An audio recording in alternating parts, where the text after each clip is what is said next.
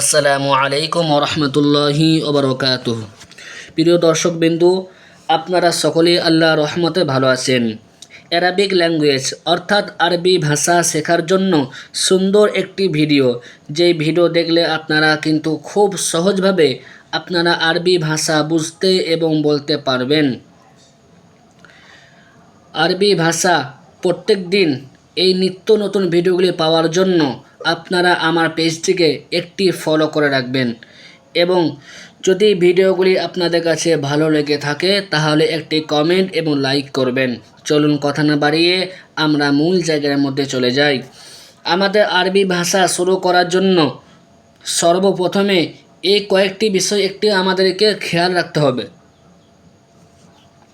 যেমনভাবে প্রত্যেকটি শব্দের মধ্যে পুরুষবাচক এবং স্ত্রীবাচক শব্দ আছে, সেগুলিকে বলা হয় পুরুষবাচক শব্দগুলিকে বলা হয় মুযাক্কার এবং স্ত্রীবাচক শব্দগুলি বলা হয় মুয়ান্নাস।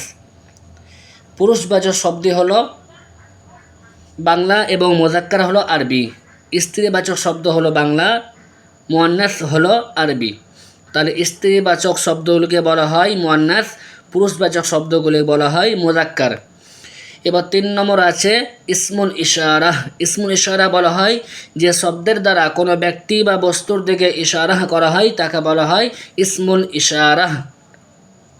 যে শব্দের দ্বারা কোনো বস্তু কিংবা ব্যক্তির দিকে ইশারা করা হয় তাকে বলা হয় ইসমুল ইশারা। 4 নম্বর আছে মুশারুন ইলাইহি। মুশারুন ইলাইহি বলা হয় যাকে উদ্দেশ্য করে ইশারা করা হয় তাকে বলা হয় মুশারুন ইলাইহি। আপনাদেরকে একটা উদাহরণ দিলে আপনারা ঠিক সহজভাবে বুঝতে পারবেন। যেমন এই বালকটি একটি বাড়ির দিকে কিন্তু ইশারা করছে, হাযা বাইতুন, ইহা একটি ঘর। হাযা বাইতুন, ইহা একটি ঘর। এখানে হাযা হলো ইসমুল ইশারা। যেহেতু হাযা হচ্ছে ইহা, এই ইহার দ্বারা সে কিন্তু একটা ইশারা করছে, তাহলে এই ইহাটাকে বোঝাবে আপনার ইসমুল ইশারা। বাইতুন ঘর, যাহাকে ইশারা করা হচ্ছে সেটাকে বলা হয় মুশারুন ইলাইহি। তাহলে হাযা হলো ইসমুল ইশারা, বাইতুন হলো মুশারুন ইলাইহি। আপনারা আশা করছি আপনারা এটা বুঝতে পেরেছেন। চলুন আমরা দার্সের দিকে একটু এগিয়ে যাই। এই ভিডিওর প্রথম পার্ট আদ-দারসুল আউয়াল। আদ-দারসুল আউয়াল আমাদেরকে এই 8টি শব্দকে কিন্তু মুখস্থ রাখতে হবে, কিন্তু এই 8টি শব্দ মুখস্থ রাখার আগে আমাদেরকে এখানে যে একটি ছক দিয়েছে এই ছকটিকে কিন্তু আগে আমাদের একটু খেয়াল রাখতে হবে বা মুখস্থ করে নিতে হবে। দেখুন এখানে দুটি শব্দ দিয়েছে, যেমন হাযা হাযিহি। হাযা হাযিহি বলা হয় ইহা কিংবা এটি। এগুলি কোনো কাছের জিনিসকে ইশারা করার জন্য হাযা এবং হাযিহি ব্যবহার করা হয়। হাযা ব্যবহৃত হয় পুরুষবাচক শব্দের জন্য অর্থাৎ মুযাক্কারের জন্য, হাযিহি ব্যবহার করা হয় স্ত্রীবাচক শব্দ অর্থাৎ মুয়ান্নাসের জন্য। যালিকা এবং তিলকা, যখন কোনো দূরের কিছুকে ইশারা করা হয় তখন কিন্তু যালিকা এবং তিলকা ব্যবহার করা হয়। যালিকা ব্যবহার করা হয় মুযাক্কার অর্থাৎ পুরুষবাচক শব্দের জন্য, তিলকা ব্যবহার করা হয় স্ত্রীবাচক শব্দের জন্য অর্থাৎ মুয়ান্নাসের জন্য। আমরা হাযা হাযিহি, যালিকা তিলকা, হাযা হাযিহি ইহা কিংবা এটি, যালিকা তিলকা উহা কিংবা সেটি, এগুলি কিন্তু আমরা ইশারার জন্য ব্যবহার করব। এখানে আমাদের দুটি শব্দ কিন্তু উদাহরণ দিয়েছে, যেমনভাবে উদাহরণ দিয়েছে হাযা কিতাবুন, ইহা একটি কিতাব, যালিকা কলামুন, উহা একটি কলম। এখানে হলো হাযা ব্যবহার করা হয়েছে, কিন্তু এখানে হাযিহি ব্যবহার করা কেন হলো না? এখানে যালিকা ব্যবহার করা হয়েছে কিন্তু এখানে তিলকা কেন ব্যবহার করা হলো না?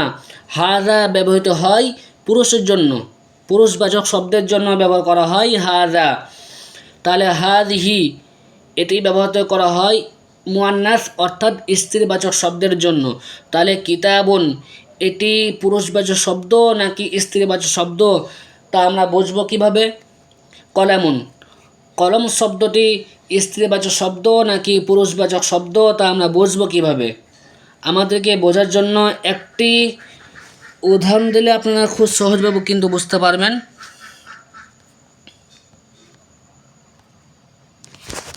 দেখুন এখানে দিয়েছে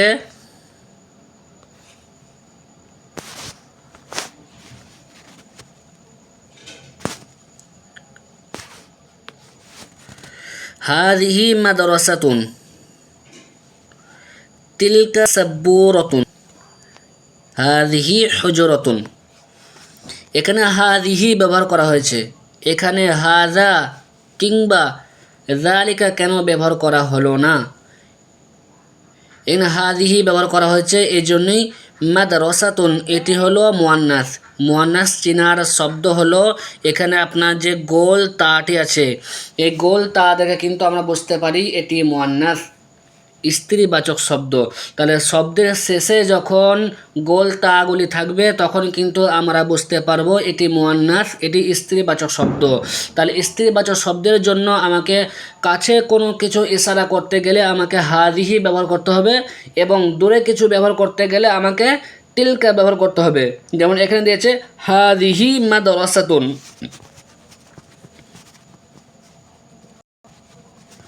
এখানে দিয়েছে হাযিহি মাদ্রাসাতুন, ইহা একটি মাদ্রাসা।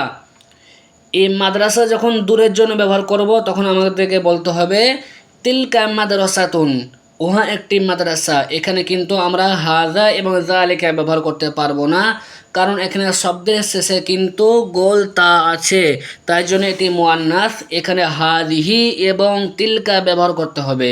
আশা করি আপনারা বুঝতে পেরেছেন। চলুন আমরা প্রথম পাঠের মধ্যে আবার ফিরে যাই। দেখুন এখানে দিয়েছে, সর্বপ্রথম আমরা একটু 8টি শব্দকে মুখস্থ করে নেব। কিতাবুন, ইহা একটি বই, কিতাবুন ইহা একটি বই, কিতাবুন একটি বই। কুরসিয়ুন একটি চেয়ার, বাবুন একটি দরজা, জিদারুন একটি দেওয়াল। আবার পড়ি, কিতাবুন একটি বই, কুরসিয়ুন একটি চেয়ার, বাবুন একটি দরজা, জিদারুন একটি দেওয়াল।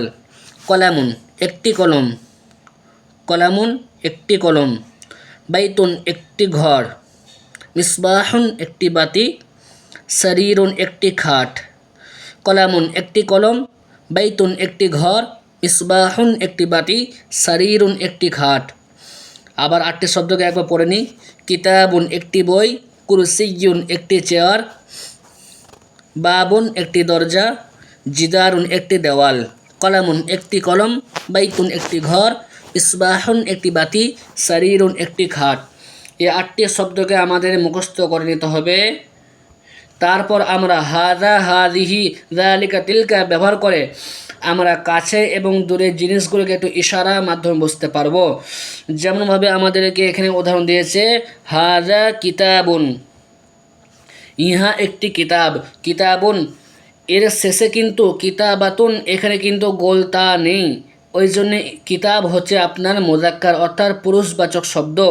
তাহলে এখানে আমাদেরকে কাছে কিছু বোঝাতে গেলে বলতে হবে হাযা কিতাবুন, ইহা একটি কিতাব, এবং এই কিতাবকে যদি আবার দূরের জন্য বোঝাতে চাই তাহলে ব্যবহার করতে হবে যালিকা কিতাবুন, যালিকা কলামুন, উহা একটি কলম। এই কলমকে আবার যদি আমরা কাছে বলতে চাই হাযা কলামুন, ইহা একটি কলম। হাযা মসজিদুন, ইহা একটি মসজিদ। এই মসজিদকে যদি আবার ইশারা করে যদি আমরা দূরে কিছু বোঝাতে চাই তাহলে বলতে হবে যালিকা মসজিদুন, যালিকা বাইতুন, উহা একটি ঘর। এই ঘরকে যদি আবার ইশারা করে যদি আমরা কাছের দিকে দেখাই তাহলে বোঝাতে হবে আমাদেরকে হাযা বাইতুন। আশা করি আপনারা এই প্রথম পাঠের প্রথম ভিডিওটি আপনারা খুব সহজভাবে বুঝতে পেরেছেন। আমার ভিডিও এখানে সমাপ্ত করলাম।